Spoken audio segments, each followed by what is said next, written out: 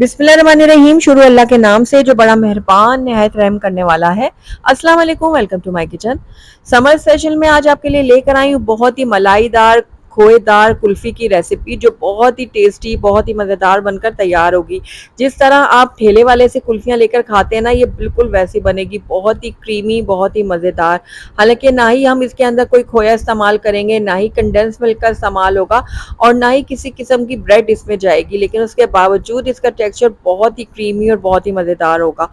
तो इन गर्मियों में मेरी इस रेसिपी को आप ज़रूर ट्राई कीजिएगा और अपनी फैमिली के साथ इस कुल्फ़ी को इंजॉय कीजिएगा। तो चलिए फिर फटाफट से इस खोएदार मलाईदार कुल्फ़ी को बनाना शुरू करते हैं।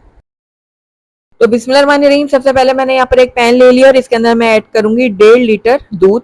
मैं यहाँ पर फुल फैट क्रीम दूध का इस्तेमाल कर रही हूँ और आप भी इसी दूध का इस्तेमाल करिएगा। जितना अच्छा गाढ़ा आपका दूध होगा उतनी अच्छी आपकी कुल्फी बनकर तैयार होगी।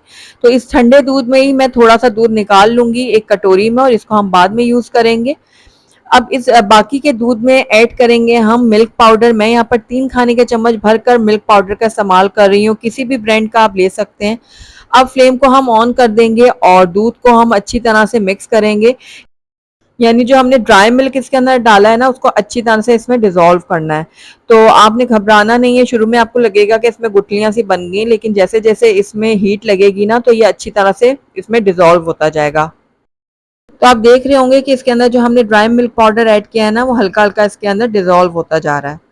तो कुछ ही देर में ये मिल्क पाउडर अच्छी तरह से मिक्स हो जाएगा दूध के अंदर। तो बस अब मीडियम फ्लेम में ना इसको हम तकरीबन 7 से 8 मिनट तक के लिए पका लेंगे, ताकि इसमें 2 से 3 अच्छे से बॉयल आ जाए।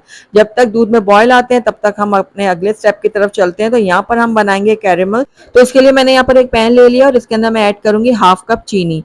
अगर आप ज़्यादा मीठा खाना पसंद करते हैं तो आप 3/4 कप तक भी डाल सकते हैं, लेकिन 1/2 कप इसमें बिल्कुल परफेक्ट मेजरमेंट है। तो यहाँ पर देखिए, अभी हमने शुरू में इसको बिल्कुल भी टच नहीं करना। जैसे जैसे आप देखें ना ये मेल्ट होने लगी है चीनी, उसके बाद इसमें आप हल्का सा चम्मच चला सकते हैं। तो ये देखिए चीनी मेल्ट होना शुरू हो गई है ना। बस इस टाइम पे आकर आप हल्का हल्का इसको मिक्स करें, ताकि इसका जो कैरेमल है वो अच्छी तरह से तैयार हो जाए और एक जैसा कलर आए। तो ये देखिए, तो यहाँ पर देखिए आप हल्का हल्का सा हम इसको हिलाते जुलाते रहेंगे ताकि एक जैसा इसमें कलर आए। अच्छा, कैरेमल को आपने बहुत ज्यादा डार्क कलर नहीं देना, वरना इसमें करवाहट आ जाएगी और आपकी कुल्फी का टेस्ट भी खराब हो जाएगा। तो जिस तरह हनी का कलर होता है ना, उतना ही हमने इसको गोल्डन करना है।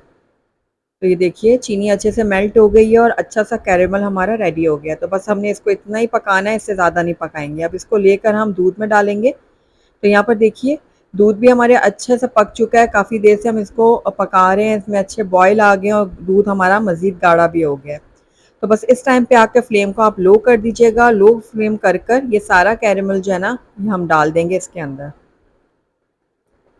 तो कैरेमल डालने के बाद जो है हम अच्छी तरह से इसको मिक्स करेंगे और जैसे ही कैरेमल इसके अंदर जाएगा वो थोड़ा हार्ड हो जाएगा, लेकिन आपने घबराना नहीं है। थोड़ी देर पकने के बाद वो मेल्ट हो जाएगा अच्छी तरह से। तो जैसे जैसे इसमें बॉयल आता जाएगा हमारा जो इसमें हमने कैरेमल डाला है वो मेल्ट हो जाएगा। तो लगातार चम्मच चलाते हुए हम इसको पका लेंगे। तो यहाँ पर देखिए दूध को पकते हुए 2 से 3 मिनट हो गए हैं और कैरेमल अच्छे से मिक्स हो गया। अब इस टाइम पे आकर इसके अंदर हम डालेंगे कॉर्नफ्लोर। तो जो दूध हमने थोड़ा सा सेपरेट करके रखा था ना शुरू में, उसी में मैंने इसके अंदर 2 खाने के चम्मच कॉर्नफ्लोर डाल दिया था और अच्छी तरह से मिक्स करने के बाद इसके अंदर ऐड करूंगी। फ्लेम को मैंने नीचे बिल्कुल लो कर दिया। लो फ्लेम करने के बाद हम इसको हल्का हल्का डालेंगे और मिक्स करते जाएंगे। तो ये देखिए जैसे ही हम इसके अंदर कॉर्नफ्लोर डालेंगे तो ये गाढ़ा होना शुरू हो जाएगा।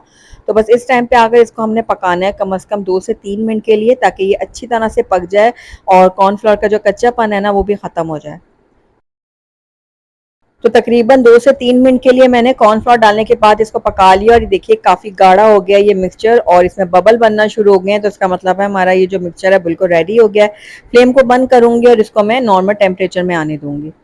तो यहाँ पर देखिए रूम टेम्परेचर में आ चुका है मिक्सचर, लेकिन ये थोड़ा अनइवन है। इसको स्मूथ बनाने के लिए हम इसको ग्राइंड करेंगे। तो उसके लिए अगर आपके पास बीटर है तो आप बीटर की मदद से इसको बीट कर लें, या आप इसको ब्लेंडर जग में ब्लेंड कर लें। तो मैं इसको ब्लेंडर जग में ही ब्लेंड करने वाली हूँ। तो उसके लिए मैंने यहाँ पर जग ले लिया है और उसके अंदर ये सारा जो मिक्सचर है वो डाल दूंगी। तो सारा मिक्सचर डालने के बाद इसका ढक्कन बंद करेंगे और अच्छी तरह से हम इसको ब्लेंड कर लेंगे।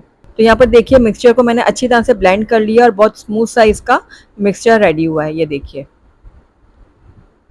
तो इसी तरह से हमने इसको बिल्कुल स्मूथ बनाना है। तो आइए अब इसको हम किसी कंटेनर में निकाल लेते हैं। तो कोई भी एयर टाइट कंटेनर ले लें आप और उसके अंदर ये सारा मिक्सचर ट्रांसफ़र कर दें। उसके बाद इसका ढक्कन बंद करें, ओवरनाइट के लिए इसको जमने के लिए रख दें।